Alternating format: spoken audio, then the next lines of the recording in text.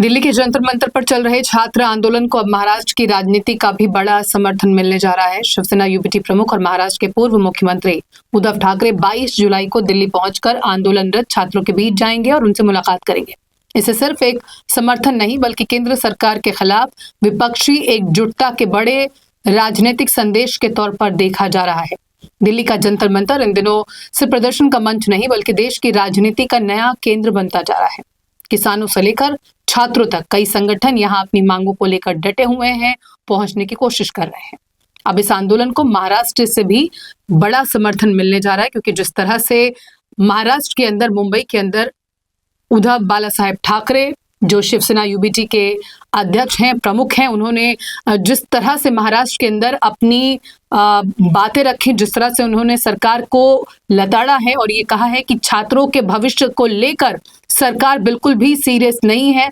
अब इसी पूरे मामले को आगे बढ़ाते हुए उद्धव बालासाहेब ठाकरे दिल्ली पहुंचेंगे और इस जो आंदोलन चल रहा है उसको अपना समर्थन देगा। उनका ये दौरा सिर्फ एक औपचारिक समर्थन नहीं माना जा रहा, बल्कि इसे केंद्र सरकार के खिलाफ विपक्ष की एकजुटता दिखाने की कोशिश के तौर पर देखा जा रहा है।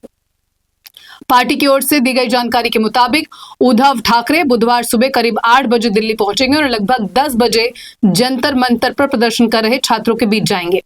वहां वो आंदोलनकारियों से मुलाकात करेंगे और उनकी मांगों का समर्थन करेंगे। इससे पहले भी शिवसेना इस आंदोलन के पक्ष में खुलकर अपनी बात रख चुकी है।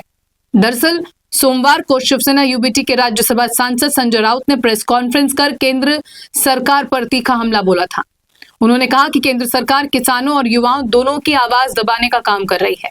किसानों को दिल्ली मार्च का जिक्र करते हुए उन्होंने आरोप लगाया कि सरकार किसानों की समस्याओं को सुनने की बजाय आंदोलन को दबाने की, रोकने की कोशिशों में लगी हुई है। संजय राउत ने नीट पेपर लीक और शिक्षा व्यवस्था का मुद्दा भी जोर शोर से उठाया। उन्होंने कहा कि देश के लाखों छात्रों का भविष्य दांव पर लगा है, लेकिन सरकार जवाबदेही तय करने की बजाय अपने मंत्रियों को बचाने में जुटी हुई है।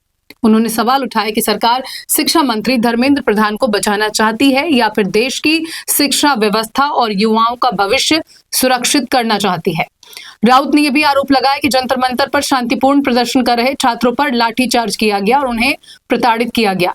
उन्होंने कहा कि शिक्षा सुधार और जवाबदेही की मांग कर रहे छात्रों की आवाज दबाना लोकतंत्र के लिए ठीक संकेत नहीं है। इस आंदोलन के बीच पर्यावरण कार्यकर्ता सोनम वांगचुक की भी शिक्षा मंत्री के इस्तीफे की मांग को लेकर अनिश्चितकालीन अनशन पर वो बैठे हुए हैं। उनका अनशन अभी भी जारी है।